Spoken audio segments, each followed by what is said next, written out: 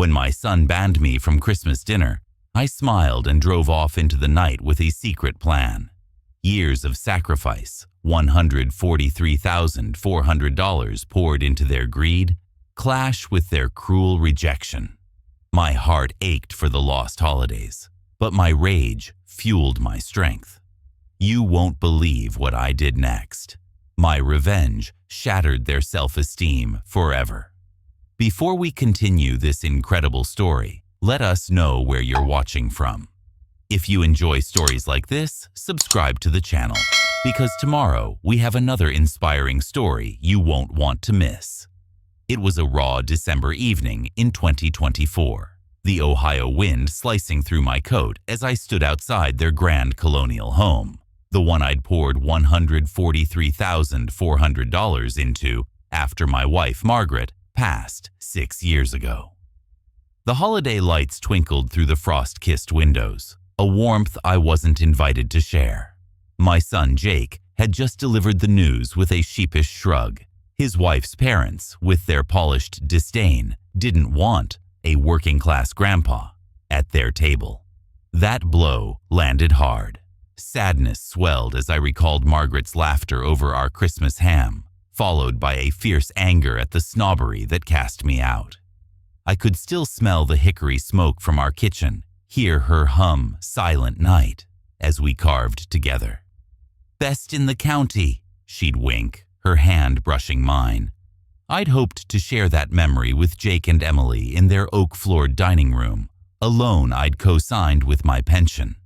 But that night, as I sank into their plush sofa, the air thick with Emily's cinnamon candles, Jake's posture shifted, his shoulders hunched, his gold watch catching the Christmas tree lights as he avoided my gaze.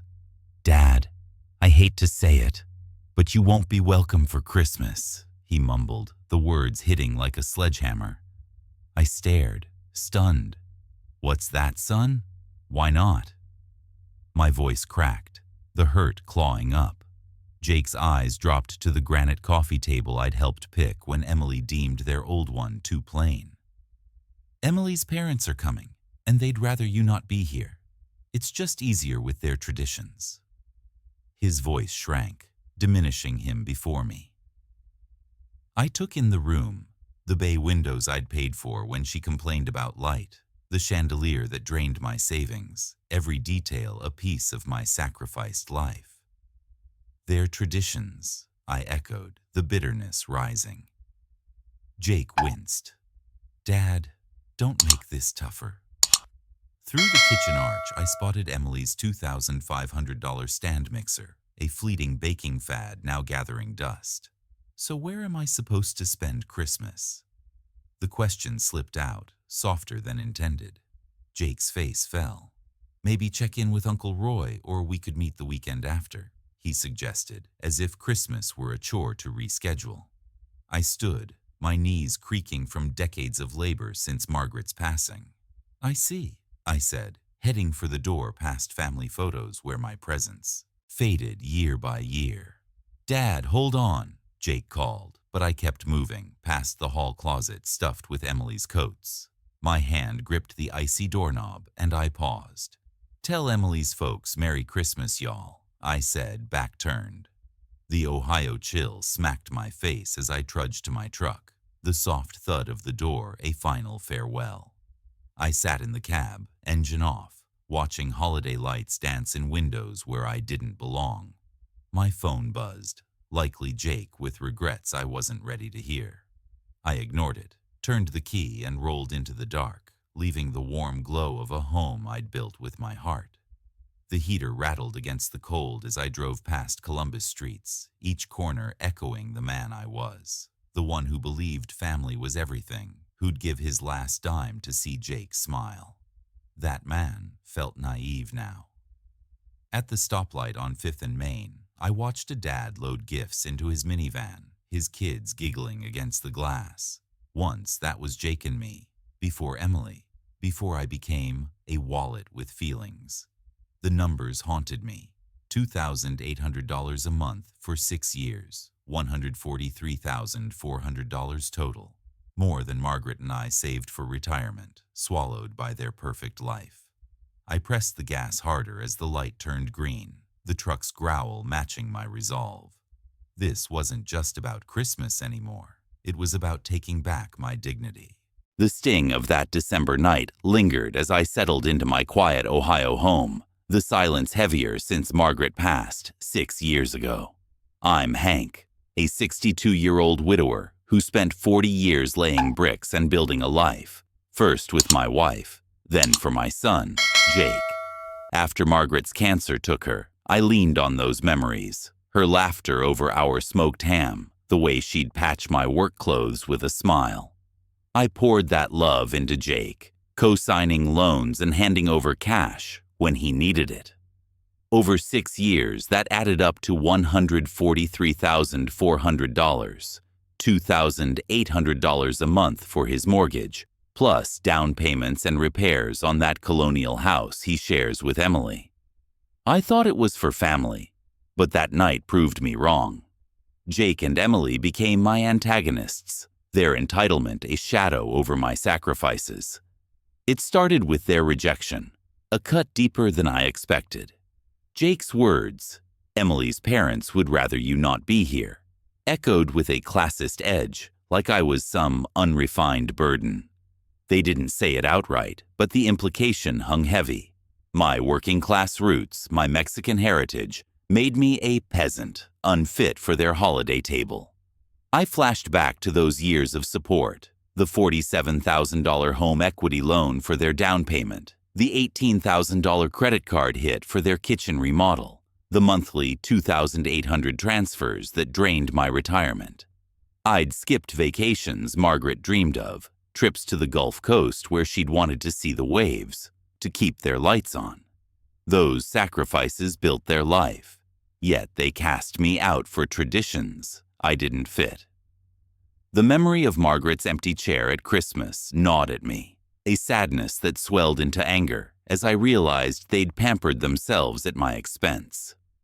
That night on their sofa, the betrayal crystallized. The air was thick with Emily's cinnamon candles, their scent stinging like the insult in Jake's voice.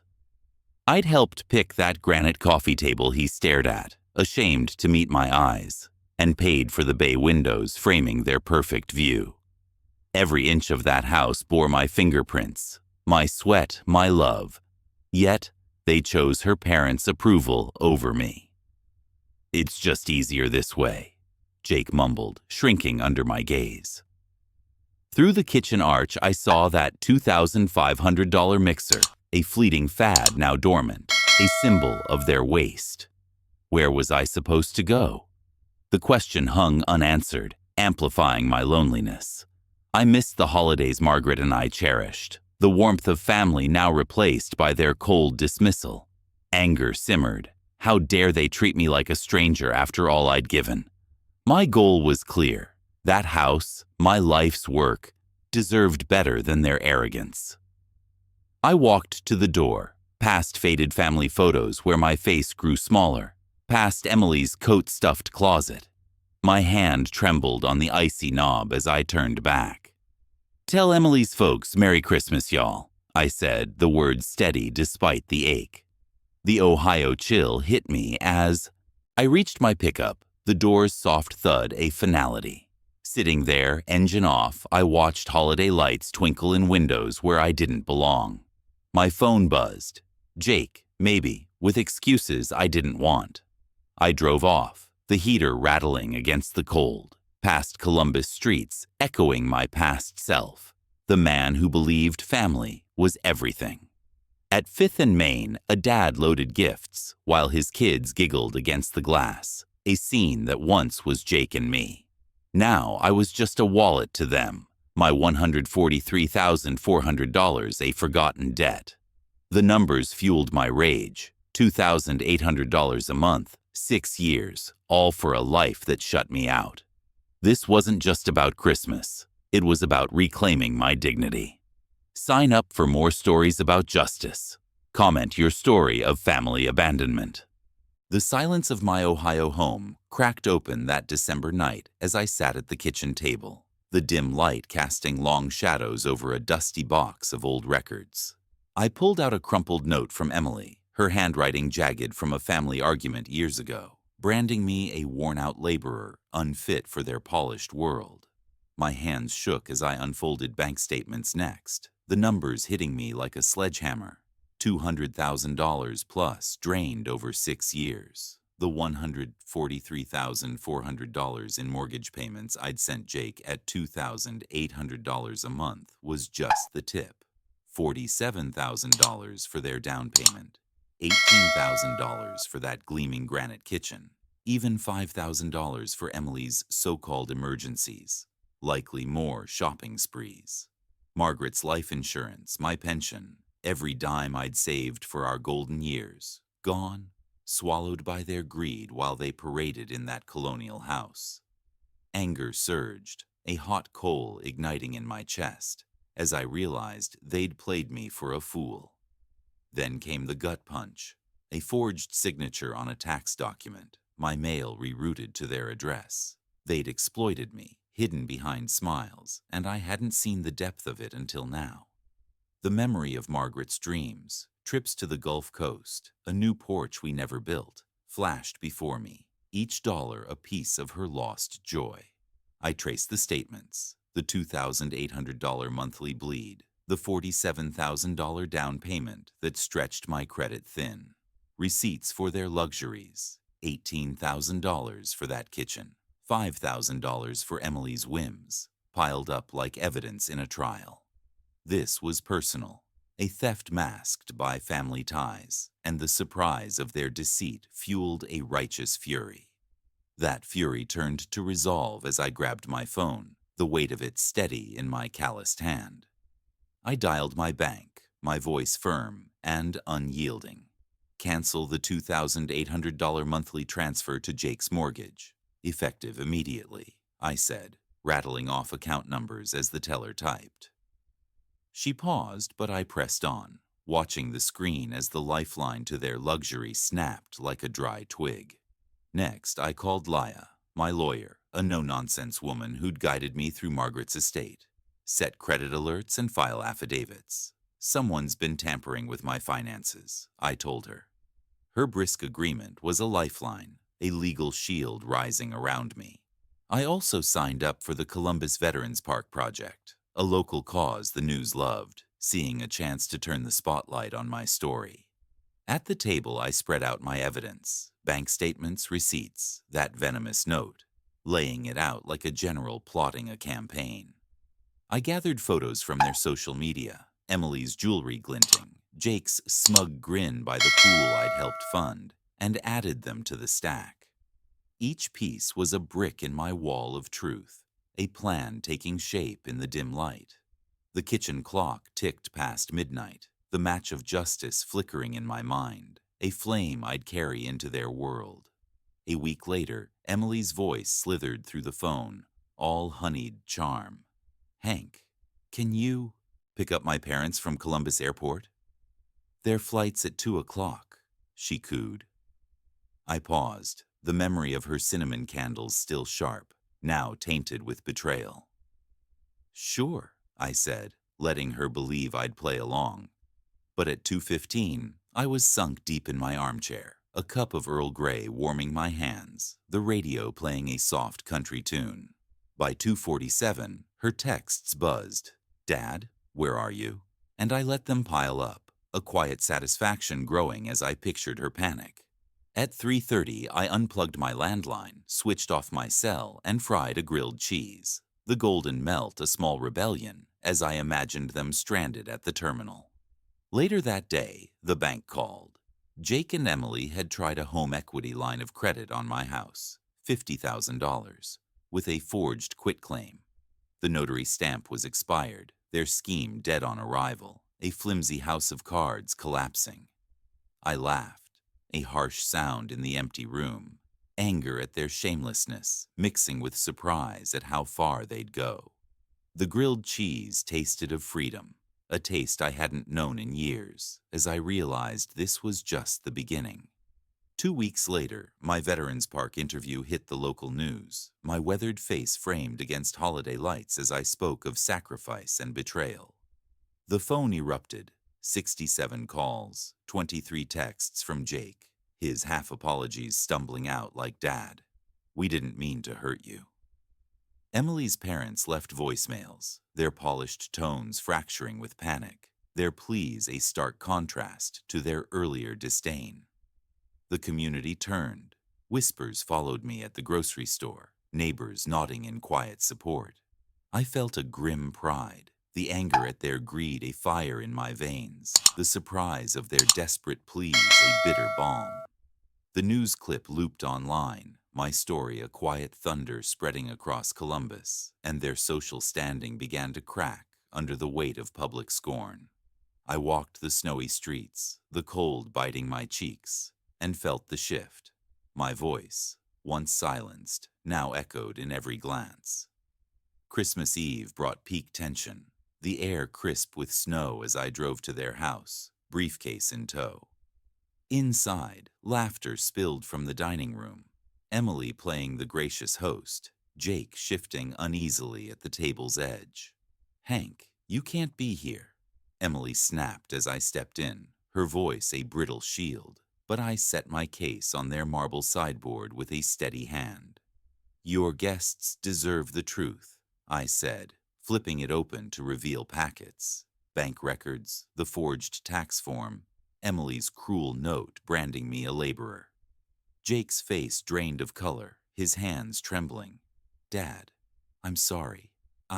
He began, but I cut him off with a look that held 6 years of hurt. The match struck, its sulfur scent cutting through the room like justice igniting, as I handed out the evidence.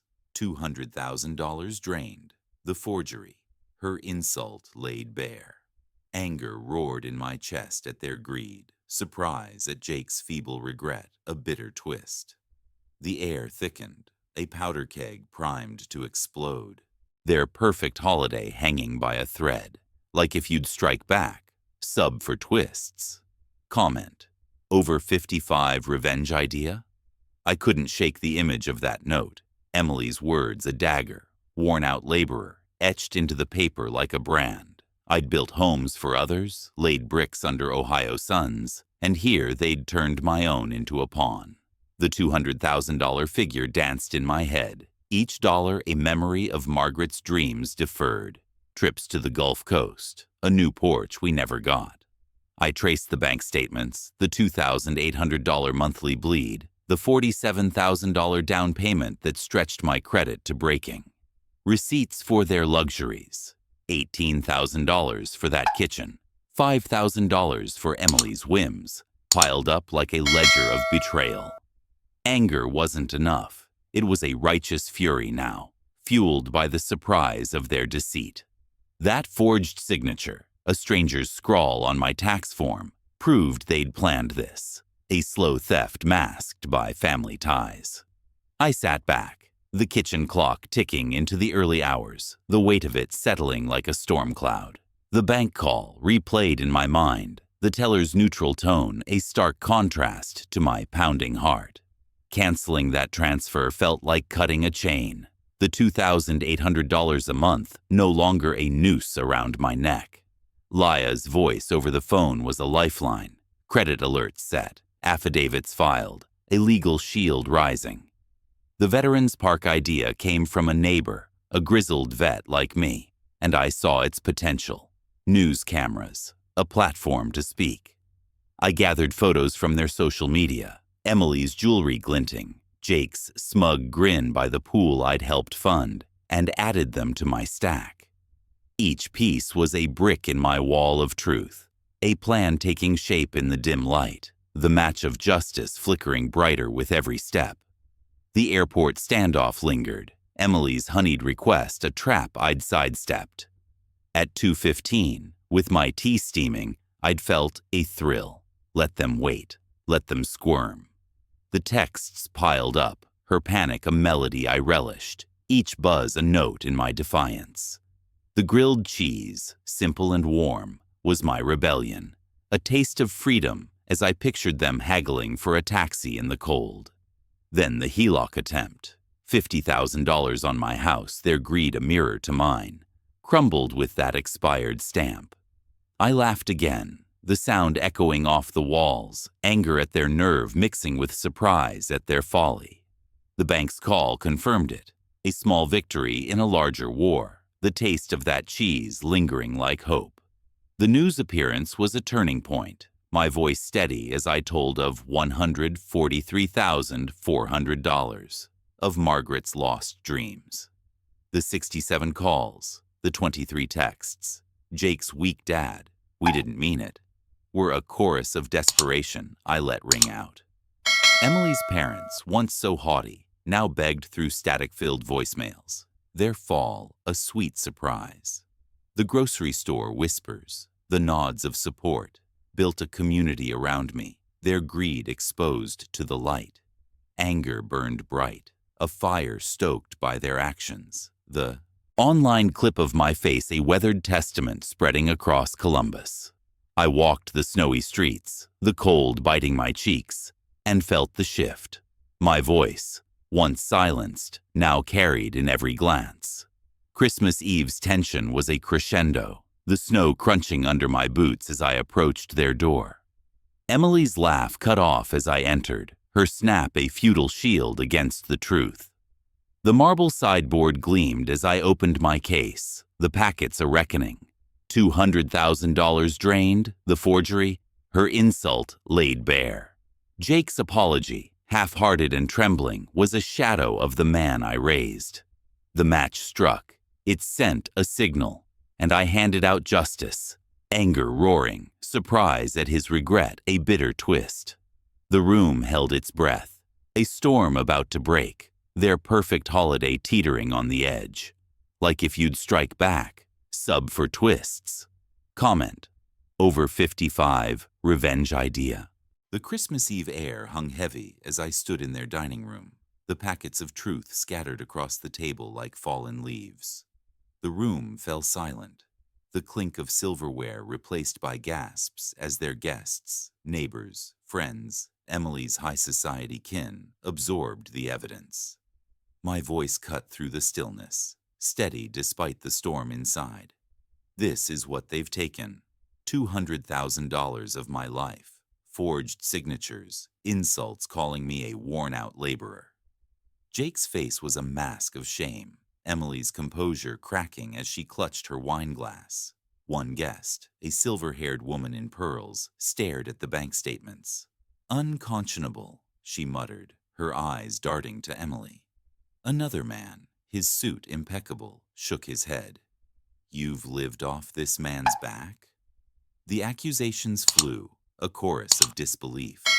Jake stammered, "Dad, I didn't know the half of it." His half-apology weak against the weight of the room. Emily tried to interject.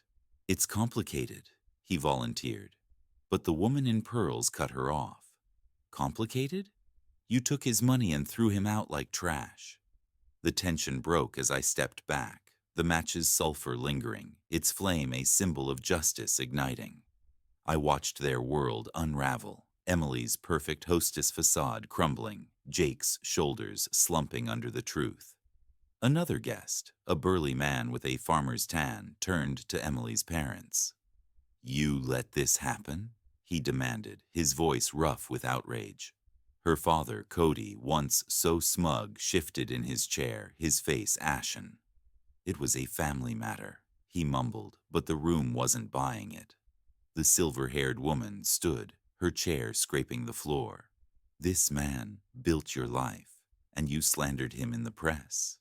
The newspaper article I'd included, with my red-inked notes, lay exposed. Their lies about my abandoning them at the airport, a fabrication to save face. I spoke again, my tone calm but firm.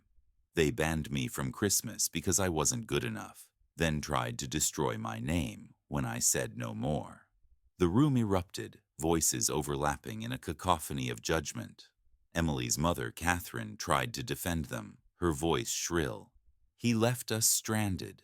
But I countered, "After you told me I didn't belong." The truth hung heavy, And their apologies. Jake's choked. "I'm sorry, Dad. Emily's desperate. Please, let's talk." Fell flat, drowned by the foreclosure notice I'd slipped into the packets.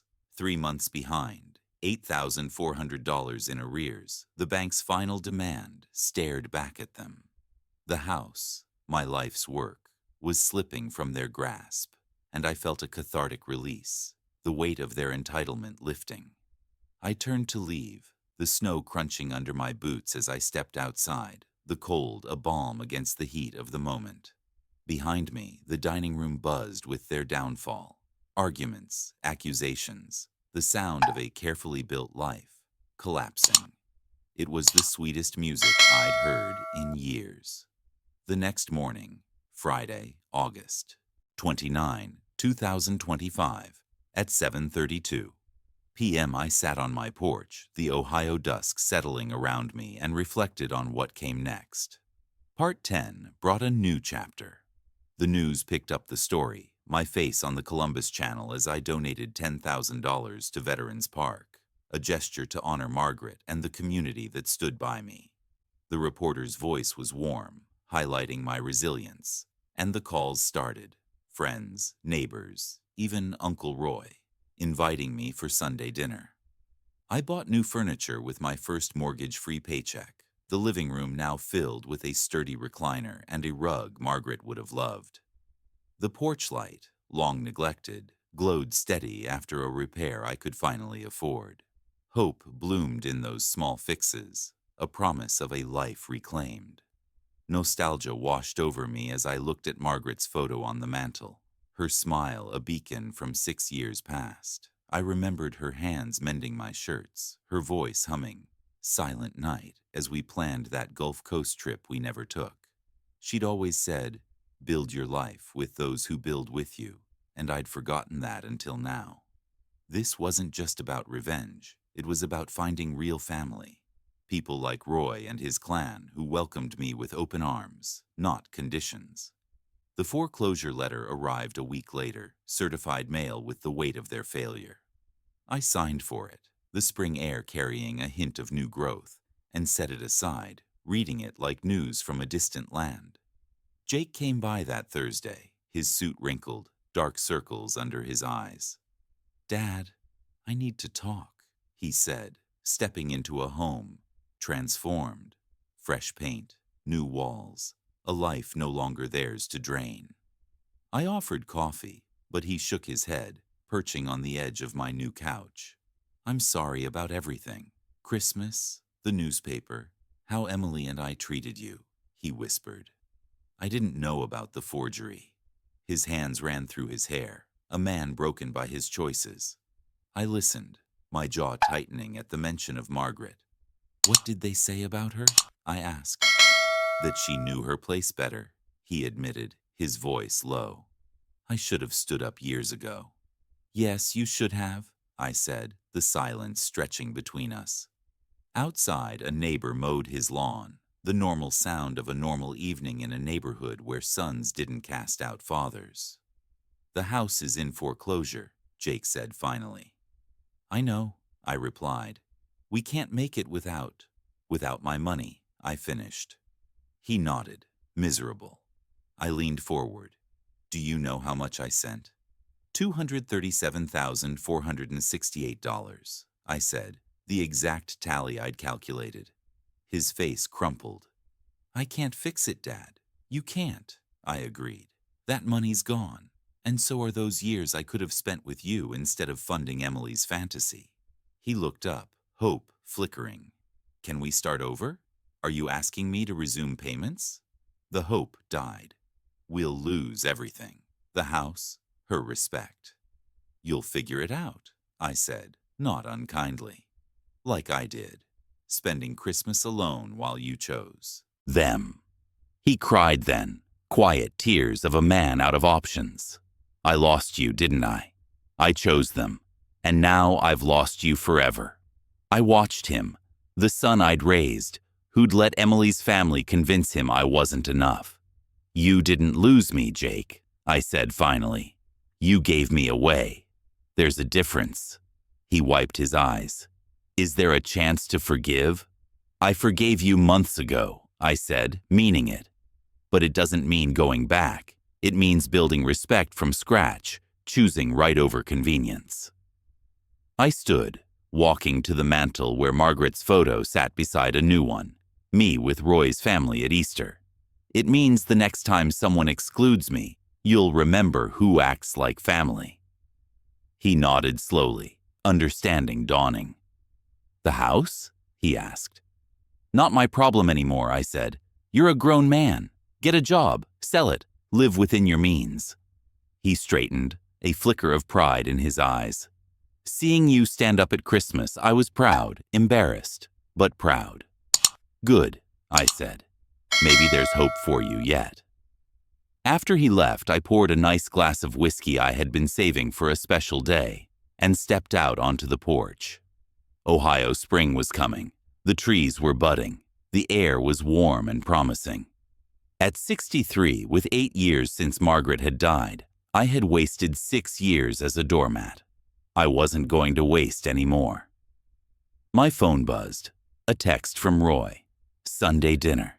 The kids want to show you their project. I smiled, texted back, won't miss it. I realized that real family was people who wanted me there, not a stage for me to be entitled. The whiskey tasted like freedom, the brightest future I could create. The lesson was clear. Real family welcomes you. Entitlement comes at a price, just like if justice is served. If you liked this story, like this video. Subscribe to the channel and share your thoughts on this story in the comments. To hear the next story, click on the box on the left.